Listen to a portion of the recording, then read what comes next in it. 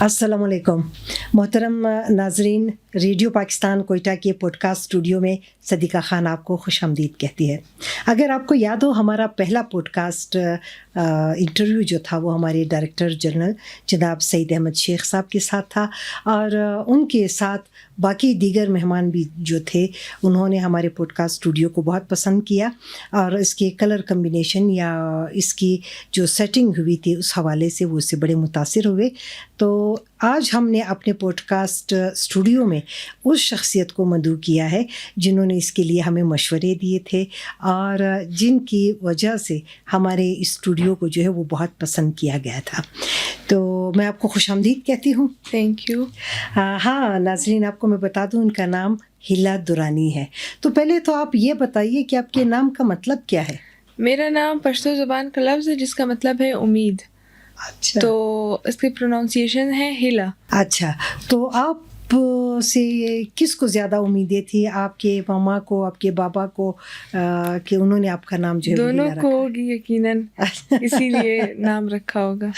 अच्छा, आप ये बताइए कि आप कब से आ रही हैं रेडियो? मैं 4 महीने की जब थी, आपको याद है? मुझे याद नहीं है लेकिन मेरी मम्मा ये बात बोलती हैं। अच्छा 4 महीने से अभी तक बस मैं आ रही हूँ और ये बिल्कुल मेरी घर की तरह है। अच्छा, तो आपने रेडियो पाकिस्तान के मतलब जो स्टेशन यानी है यहाँ का, आपने कैसा माहौल पाया और क्या महसूस किया?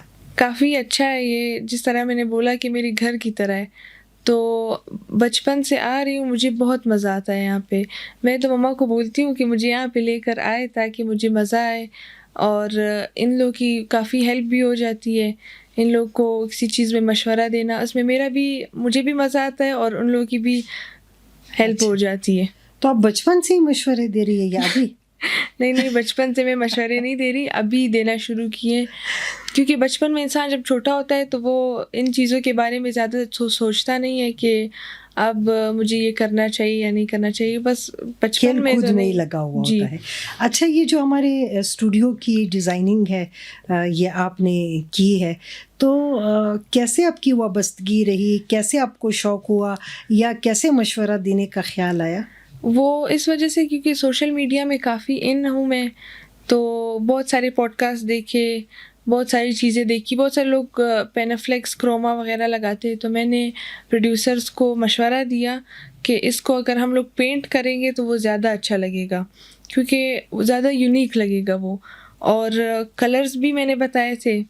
थैंक यू टू देम कि उन्होंने मेरी बात मानी, उन्होंने मेरा मशवरा माना, और इस बात की काफ़ी खुशी है मुझे कि उन्होंने मेरी बात मानी। अच्छा, तो आप जब प्रोड्यूसर्स को मशवरा देते हैं प्रोग्राम में या किसी और हवाले से, तो वो मान लेते हैं? जैसे कि मैंने बताया कि बचपन से इधर ही हूँ, तो अब इन लोग की जैसे ही सोचना शुरू कर दिया है मैंने। तो अब हम लोग के जो सोचने का अंदाज़ है वो काफ़ी मिलता-जुलता है। तो इस वजह से उन लोगों को लगता है कि हाँ यार, ये एक ऐसा मशवरा है जो अगर हम भी सोचते तो हम भी यही उसका हल निकालते। तो इस वजह से वो मेरे मशवरे मानते हैं, शायद मेरे ख़्याल से। आपने सबसे पहले किस काम में मशवरा दिया था या क्या दिलचस्पी आपने ज़ाहिर की थी? आप फेसबुक या पॉडकास्ट से पहले अगर हम जाएँ तो हम सिर्फ सुनाई देते थे, अब सुनाई के साथ हम दिखाई भी देते हैं। तो आपने क्या इससे पहले भी मशवरा दिया या जब हम स्क्रीन की तरफ आए तब आपकी दिलचस्पी जो है वो ज़्यादा हुई? जब स्क्रीन की तरफ आए उस टाइम दिलचस्पी ज़्यादा हुई। उससे पहले मैं छोटी भी थी तो इतना कोई ख़ास इंसान को शौक़ नहीं होता है। फिर स्क्रीन थी तो और भी ज़्यादा शौक़ हो गया। तो फेसबुक के प्रोग्राम में मैंने काफ़ी हेल्प की इन लोगों की। बहुत सारी चीज़ें इस तरह की होती हैं कि इंसान उसमें स्टक हो जाता है।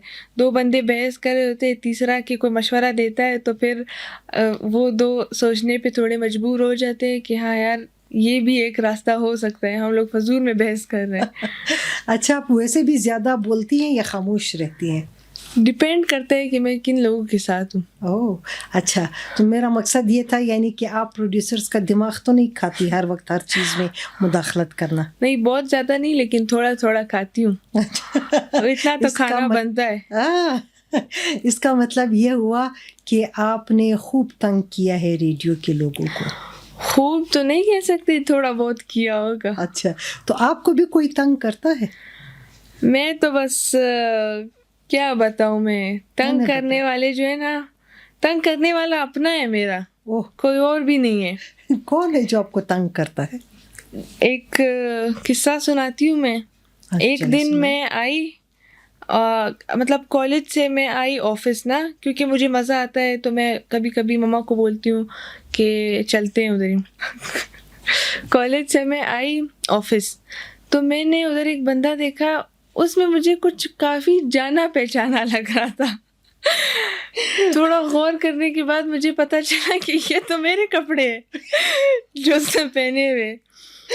تو بہت دفعہ میں نے ان کو دھمکی دی کہ میرے کپڑے پہننا چھوڑ دیں، میں اپنی الماری کو تالا لگا لوں گی. لیکن اب گھر میں ان کی چلتی تھی تو میں کیا ہی کر سکتی تھی. لیکن میرے جیسا عاجز اور شریف انسان جو ہے نا، کیا ہی کر سکتا ہے. پھر اللہ نے میری سن لی. وہ بندہ کھا کھا کے جو ہے نا موٹا ہو گیا. اب اس کو میرے کپڑے آتے نہیں ہیں. تو یہ ایک اچھی بات ہے میرے لیے، کیونکہ کپڑے ہی نہیں ہوتے تھے میرے پاس. کہیں جانے کے لیے انسان نئے کپڑے بنوا لیتا ہے کہ اچھا لگے گا وہ، اور مجھے پتہ چلتا تو وہ 3-4 دفعہ پہن چکی ہوتی تھی. تو پھر میری مجبوری اور میری عاجزی کو دیکھ کے اللہ نے میرے حق میں پھر یہ فیصلہ کیا کہ ایسے ہی تو کچھ ہونے سے رہا، یہی کر سکتے ہم لوگ. بندے بیچارے کا کیا بنا ہوگا، مجھے تو اس پہ بڑا ترس آ رہا ہے. بس آپ کو تو آئے گا، آپ کیا ہی کر سکتے. اچھا آپ یہ بتائیں، جب بچپن آپ نے کہا تھا آپ 4 ماہ کی عمر سے ہی ادھر ہی آ رہی ہیں، تو اس وقت میں تو ایک پھر کرالنگ بھی بندے کی، بچے کی بلکہ شروع ہوتی ہے، اور وہ ادھر ادھر گھومتا پھرتا بھی ہے. پھر جب تھوڑا سا بڑا ہو جاتا ہے، کوریڈور میں شور وغیرہ مچایا ہوگا کبھی، رونے چیخنے چلانے سے. وہ تو آفس کے لوگ ہی زیادہ بہتر بتا سکتے ہیں کہ ان کے سروں میں کتنا درد اس ٹائم رہتا ہوگا. آپ اپنا کوئی یادگار واقعہ، کوئی آپ کے ساتھ ایسا واقعہ ہوا؟ کرولنگ سے مجھے ایک قصہ یاد آیا کہ جب میں چھوٹی تھی میری مما یہ بات بتاتی ہیں کہ ان کے کمرے میں پڑا تھا ایک کولر. تو انسان ہے آتے جاتے، پانی والا، ہاں سوری واٹر کولر. تو پانی والا انسان ہے، آتے جاتے وہ پانی پیتے ہیں. تو کسی نے وہاں پہ نسوار کوئٹہ والے کافی رکھتے ہیں اپنے منہ میں، تو کسی نے وہ نکال کے ادھر پھینک دی تھی. اب بچے تو کرولنگ کرتے ہوئے کچھ بھی منہ میں ڈال لیتے، تو میں نے اس کو اٹھا کے اپنے منہ میں ڈالا. اب مجھے تو یاد نہیں ہے کہ مجھے پہ کیا گزری ہوگی، لیکن میری مما کہتی ہے کہ جو دم میں نے مچایا تھا پورے آفس میں رو رو کے. تو وہ اب یہ تو نہیں کہ جو آپ اتنے اچھے مشورے دیتی ہیں وہ ہو سکتا ہے وہ اس کا کوئی اثر ہو نا اس ٹائم کا، ہو سکتا ہے. ہیلا درانی، آپ ہمیں یہ بتائیں کہ آج کی نوجوان نسل کو ہم ریڈیو کی طرف واپس کیسے لا سکتے ہیں؟ یہ اب جب کہ دور ڈیجیٹلائز ہو چکا ہے تو فیس بک اور پوڈ کاسٹ جس طرح بھی ہم لوگ بیٹھ کے کر رہے ہیں، وہ کافی اچھا سورس ہے آپ لوگوں کے لیے یوتھ کو واپس ریڈیو کی طرف لانے کا. کیونکہ ایک یہ ہو سکتا ہے کہ آپ لوگ ان کے ساتھ کولیبریٹ کریں، یونیورسٹیز اور اسکولز اور کالجز کے ساتھ، تاکہ ان لوگوں کا جو ٹیلنٹ ہے ان لوگوں میں ڈبیٹ ہونی چاہیے، ان لوگوں کے کوئز ہونے چاہیے، ان لوگ اسی طرح بیٹھ کے پوڈ کاسٹ کرنا چاہیے تاکہ ان کو پتہ چلے کہ ان کو کیا کرنا ہے کیا نہیں کرنا ہے. اور اس طرح آپ لوگوں کے پاس بھی ٹیلنٹ ہوگا اور ان لوگوں کے پاس بھی موقع ہوں گے تاکہ وہ ان کو اویل کر سکیں. ہیلا آپ یہ بتائیں کہ پہلے نوجوان یا دوسرے افراد جو ہیں وہ ریڈیو سنتے تھے، اب وہ دیکھنے کی طرف آ گئے ہیں، تو آپ اس تبدیلی کو کیسا محسوس کرتی ہے؟ جی بالکل، آج کل کی جو یوتھ ہے وہ سننے سے زیادہ دیکھنے کو ترجیح دیتی ہیں. تو بہت سارے لوگ ہوتے ہیں وہ ٹک ٹاک بناتے ہیں، بہت سارے لوگوں نے اپنے گھروں میں اسٹوڈیوز بنائے ہوئے ہیں. تو یہ کافی اچھا پلیٹ فارم ہے کہ وہ لوگ آپ لوگ سے آ کے کولیبریٹ کریں. اسی لیے پوڈ کاسٹ اور ریڈیو کی اہمیت زیادہ ہے. ہیلا آپ یہ بتائیں کہ آپ ہمارے دیکھنے اور سننے والوں کو، خاص کر نوجوان نسل جو ہے، ان کو کیا کہنا چاہیں گی؟ میں یہ کہنا چاہوں گی کہ جیسے آج کل کی یوتھ ہے تو میرا ان کو یہ ایک مشورہ ہے کہ اگر اپنا ٹائم لگائیں تو وہ کسی ایسی چیز پر لگائے، کسی ایسے کنٹینٹ پر لگائے کہ جب وہ کچھ ٹائم بعد مطلب 10-15 سال بعد ان کے سامنے آئے تو وہ ان کو کوئی فائدہ پہنچائے، یہ نہیں کہ وہ انہی کے لیے وہ ایک ان کا ٹائم ویسٹ بن جائے۔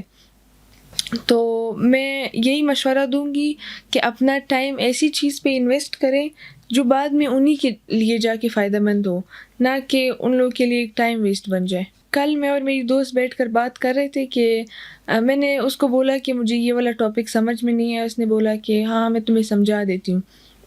تو میں نے کہا کہ میرے گھر آ جاؤ، تو میں نے یہ سوچا کہ اگر ہم اسی ڈسکشن کو ہم اس کو ریکارڈ کر کے ایک پوڈ کاسٹ فارم میں ریکارڈ کر کے ہم اس کو کہیں پہ پوسٹ کریں، ہم کچھ کریں اس کے ساتھ، تو جو لوگ ریچیبل نہیں ہیں کلاس میں یا کہیں پر بھی، یا جن کو بہت سارے موقع نہیں ملتے پڑھنے کے، تو ان کو کم از کم اس بارے میں پتہ ہو یا ان کو اس سے ہیلپ ملے۔ کبھی کوئی پوائنٹ کلیئر نہیں ہوتا ہے، کسی کے سمجھانے کا طریقہ اس طرح نہیں ہوتا ہے کہ اس کو اس سے سمجھ آئے، کوئی اگلا دوسرا بندہ اگر اس کو آ کے سمجھائے تو اس کو زیادہ اچھی طریقے سے سمجھ آ سکتا ہے۔ تو یہ ایک مثال ہو سکتی ہے اس چیز کی۔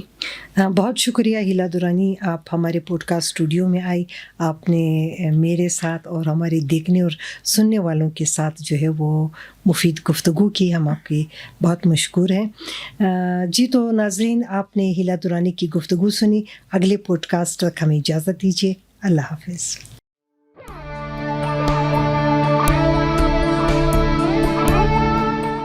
یہ ریڈیو پاکستان پوڈ کاسٹ ہے۔